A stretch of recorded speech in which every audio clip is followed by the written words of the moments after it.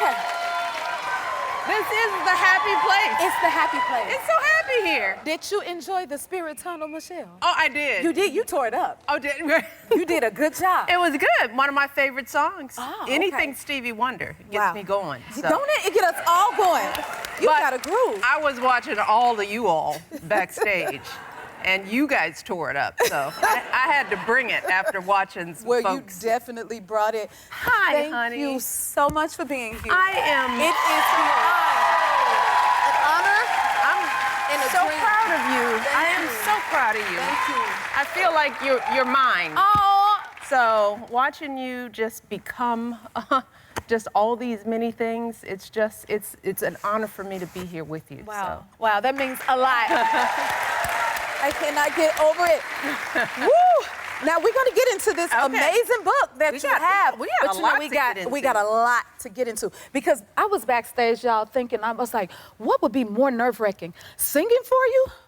Well, you because I got to sing for her in Obama many a times, or being able to interview you. Well, this is a so dream. what is it? Which is there she goes. Like, I got to sing for the inauguration. You did? The second one? The second inauguration, which was Beyond a Dream. So thank you for having me for that. Thank you for doing it, babe. Anytime I get to Always showing sing up for us. Look for at you guys, it never gets old. But I would say, I mean, because your person is so beautiful and it's so warming, I think for me, I would say probably to sing would be more nerve-wracking because I feel like I'm sitting here with family. Yeah. So that helps. But you're so good at singing. I would think that you would, you're so good at that singing thing you do that I would think that you would never get nervous. But we are family. South Side, That's right, South Side of Chicago. We are just talking here. We are just We're talking. just catching up. Let's catch up because it's been 8 years since you guys left the White House. Yes. Do you miss anything about it? You know, the people. The people, yes. You know, I mean, my girls grew up in the White House. They did. They lived in the White House longer than any place we've lived. And so I always say that the staff, the folks who serve the families through every administration, they do it with dedication. They took care of my girls. They made sure they weren't spoiled. They loved my mother. Yes. So yeah, I miss every single person, from the folks who worked on the grounds to the, you know, to the head ushers. So we do miss the people. That was home for us. Yes. Yeah. We miss you guys. Speaking of home, we're both from Chicago. South Side. South Side of Chicago. Chicago girl sitting right here before you. And I know, like I always say, Chicago allows my feet to touch the ground no matter where I go. It's the base. Yep. What do you feel like what that Chicago gave you to prepare you for the things you were going to go into? I think it's that groundedness. I mean, you know, most folks, especially Black folks, there's a southernness to us because that's how the migration happened. You know, when we talk about where we went for the summer, it was down south. It was Alabama, Mississippi, South Carolina. And that sort of warmth, I think, is what I try to emanate when I'm out in the world. You know, I think about my family, all my relatives, and what we don't want to do is embarrass them, you know? So we show up in a way that will make our family and our community proud, and I think that that keeps me grounded and focused on what's important. And even though my girls spent most of their life in D.C., if you ask them where they're from, they say Chicago. That's right, Chicago. That's the connection. Yes. So, yeah. It's no place like home. Yeah. Now, how's our former president doing? He's doing okay. Is he doing all right? Yeah. He's still working too hard, you know. But I think that's something he will always do. That was our anniversary date. But he's doing well, working hard on the Obama Presidential Center. So we've been able to get some fun dates. That picture was us at the U.S. Open, and that was the first time he got to go to the U.S. Open in person.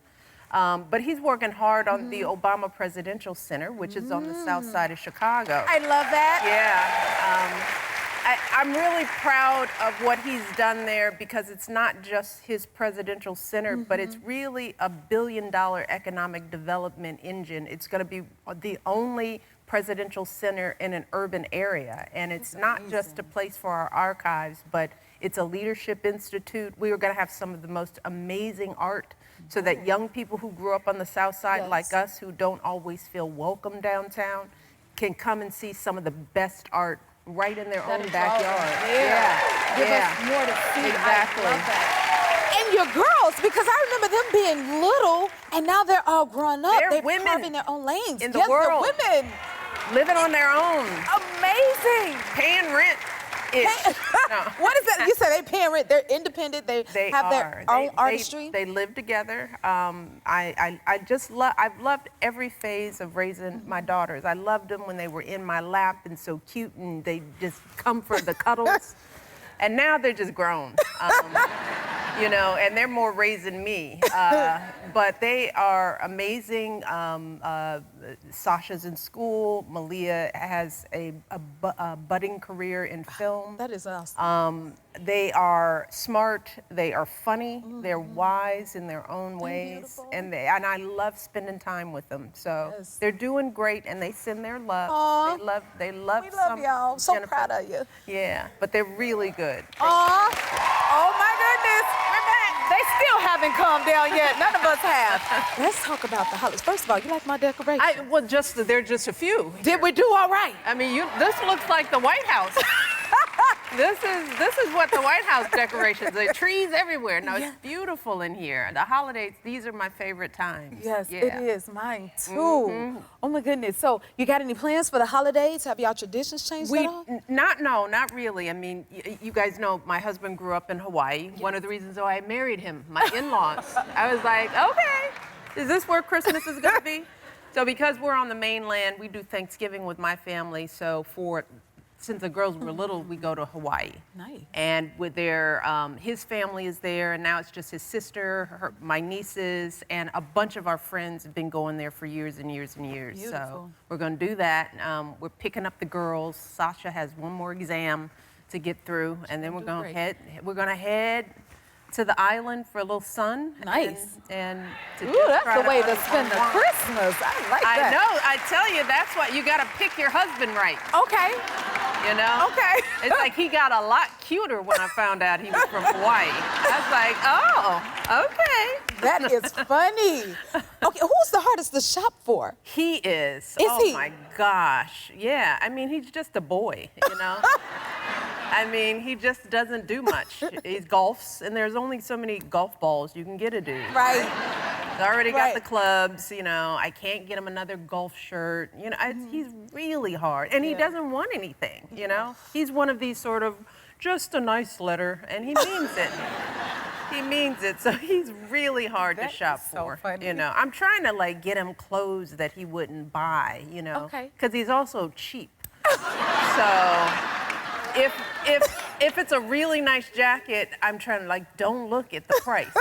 Because he was like, why'd you spend this much on a jacket? And I was like, that's what a gift is. Aw. So he's hard to shop for. That is so funny. Well, who is the best gift giver out of you guys? Probably me. Okay. You know, I think I am, because I'm actually paying attention to everyone. Ah, you know? that is the I'm trick. like listening. And I have to say, the true best gift giver it happens to be my stylist, Meredith, because I ask her, what do the girls want? So because I'm not out there shopping like you guys. Yeah. It's not like I can just drive by the mall and shut it down, and I'd mess up your you house. could. Yeah, but all y'all would be mad.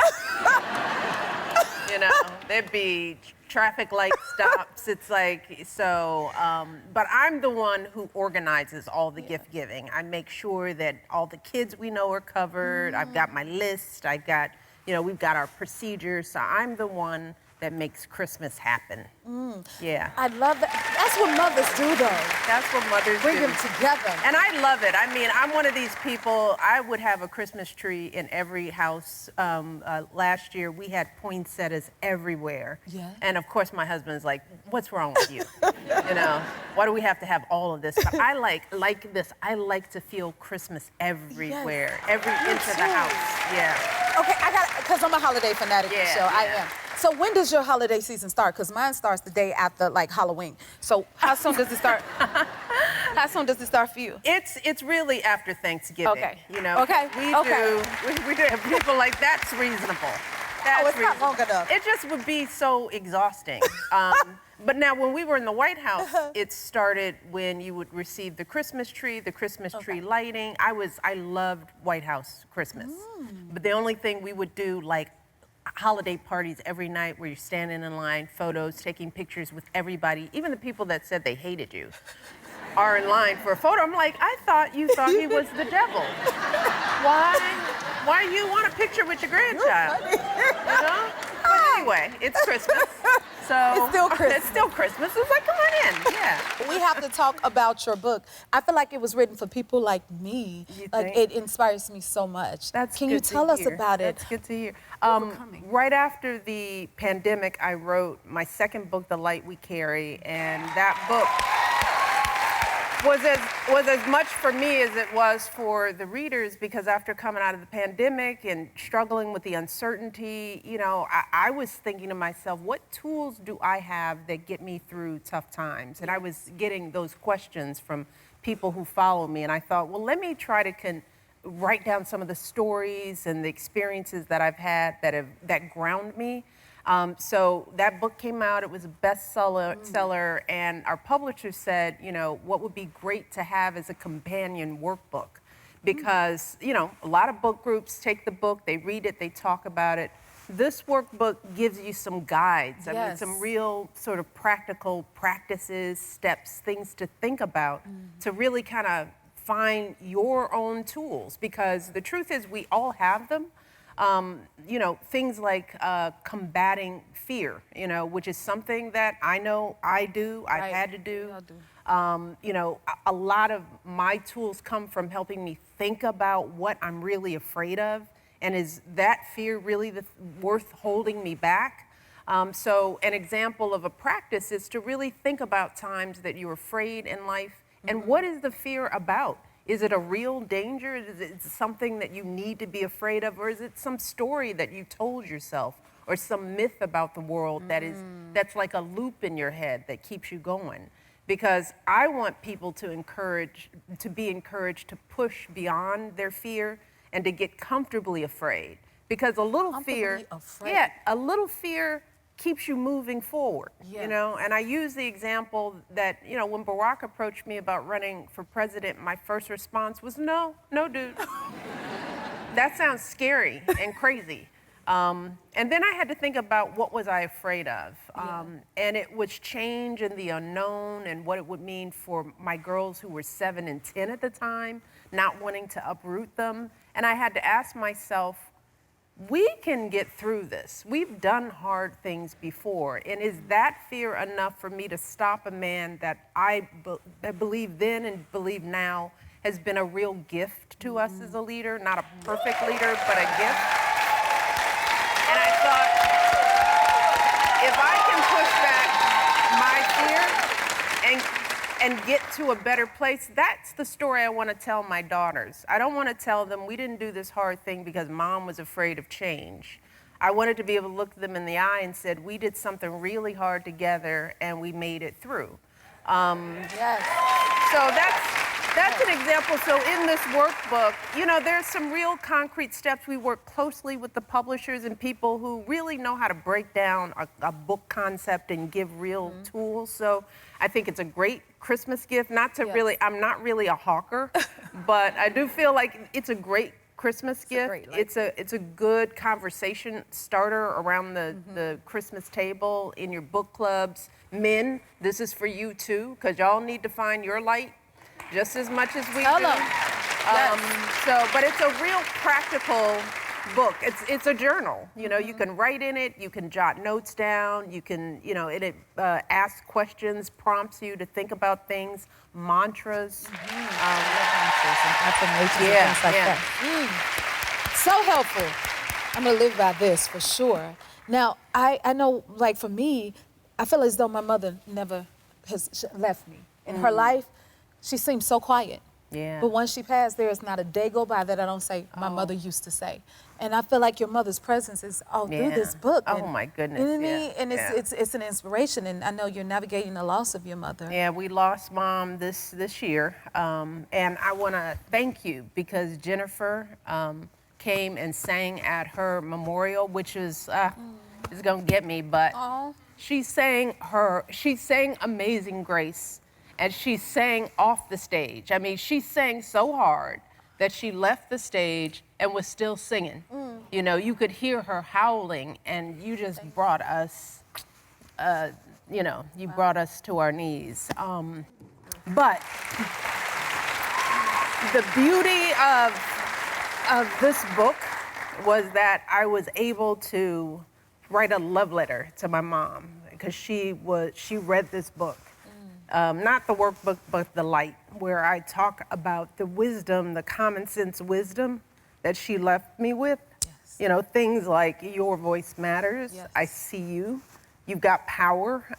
So I tried to sprinkle her wisdom in there. So I hear you. And it's going to bless so many people. Yes. Her teachings as a mother will feed open to everyone. Yeah. It's a beautiful way to remember her legacy. Yes, yeah. Wow. And thank you for being there for us. Thank you for having me, and it's from the heart. Yeah. Always, always. Yeah. The show is amazing. Congratulations. I hear people are really loving the show. It's in the top 10 of Netflix. Yay. That is amazing. Michelle, why is it important to you to create a series like this for later daters? Well, you know, we have Higher Ground Productions, and we've done, you know, award-winning films and documentaries, but the unscripted piece was a piece we always wanted to do, and I always wanted to do a quality show about, you know, aspirational folks of our age, you know, because this is what 50 and 60 and 70 looks like nowadays. Yes. It looks good. It looks good. And I have a lot of girlfriends who have either lost spouses, have divorced. They're in new chapters of their lives. And we talk amongst our group a lot about how do you date? And really having experts like Logan to help folks like us get back out there. I mean, what could be more fun and informative than that? Great idea. Yeah. And you got to experience a lot of different dates in that experience. Did you learn a lot about yourself through We the all had experience? blind dates. Okay. And Logan was giving us assignments to do after she understood who we were and maybe the possible blind spots that each of us had. Okay, this is awesome. Do you feel like we all need tips no matter what age we are for our dating? Like, because it helps us know ourselves better. If you know yourself Absolutely. better, you can date better, right? Yes, well, one of the reasons I was drawn to this show is that the divorce rate for Americans over 50 has actually doubled since 1990. So this is really an age group that can need help. But the good news is that dating is a skill and everyone can learn it. We're born knowing how to love, but not how to date. And so on the show, I taught our daters how to be more vulnerable, how to throw out that outdated rule book, and of course, what the eggplant emoji means. I like how you slipped that in there. That was good. What stuck out to you about Dr. Anise? So when I met Dr. Anise, I fell in love because how could you not? And I feel like we really had a special connection. And she's brilliant, she's beautiful, and she was really an A+ student. You can see her on the show, she's taking notes. And she was just so excited to learn and to grow. And she was willing to put in the hard work to do that. Yes, you were so captivating. I was so intrigued Because through your lens. you were also so vulnerable and honest. I mean, the beauty is like all the daters have these compelling stories about their lives and, you know, their losses. I mean, it's really touching, you know, just to hear about the journey, the loss of your husband and raising your kids on your own and going back and getting your degree and standing in the truth of your own power, but still being beautiful and feminine and sexy. Yes. Oh. So when this challenge came along and she wanted me to start saying that I have a doctorate on my first date, I'm like, who does that? I want them to see me as down to earth. We do. And she Tell 'em, said, Michelle. if they can't handle it, you need to know it early. And I thought, Okay. Yes. So that was one of my assignments to do that. Okay. And then Dr. Anise, what advice would you give to people that are, older and want to date or hesitant to date? What would you suggest? Everybody's leaning in. Yes. I would say that life is not a spectator sport. We have to get in there and live. Ooh. And define what living means to you, whether it's going to play, sip and paint. Do something. Don't just sit at home. So many women have told me, I just go to work and go home.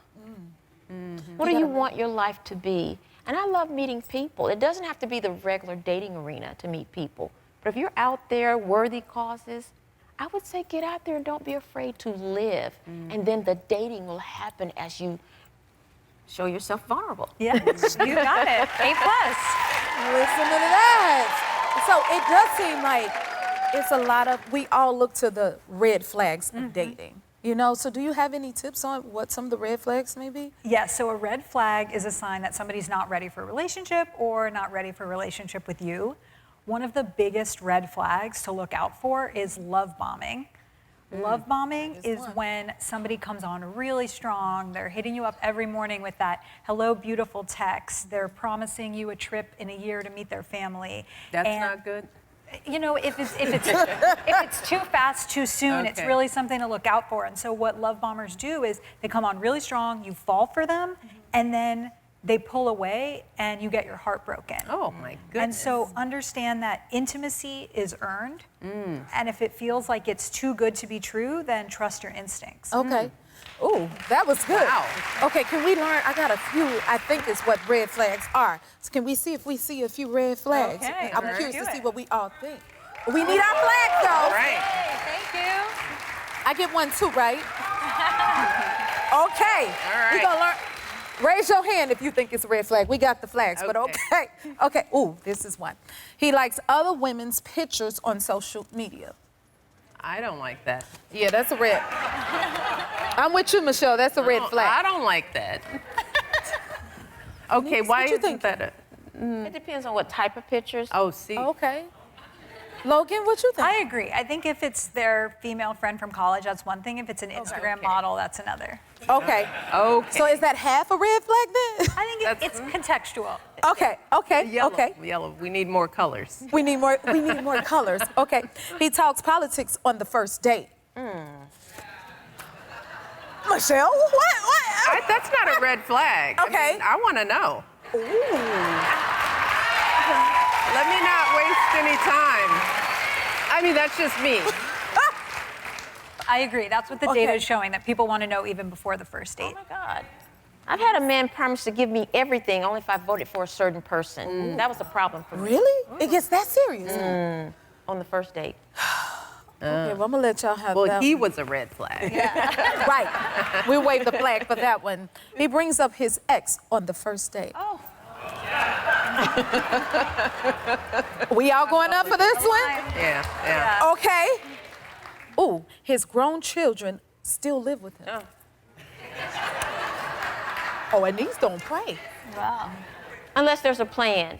Like Oh. my grown children can move back, but they have a 6-month agreement. Okay. If they want to extend that, they've got to have a discussion. I'll Okay. help you out, but you're not moving back. I don't raise grown people. Ooh, yes. She don't play. You heard it here first. Oh my goodness. All right, that was awesome. Thank y'all so much for being here. We learned a lot today. Okay, our episodes of The Later Dater are available on Netflix. We'll be right back.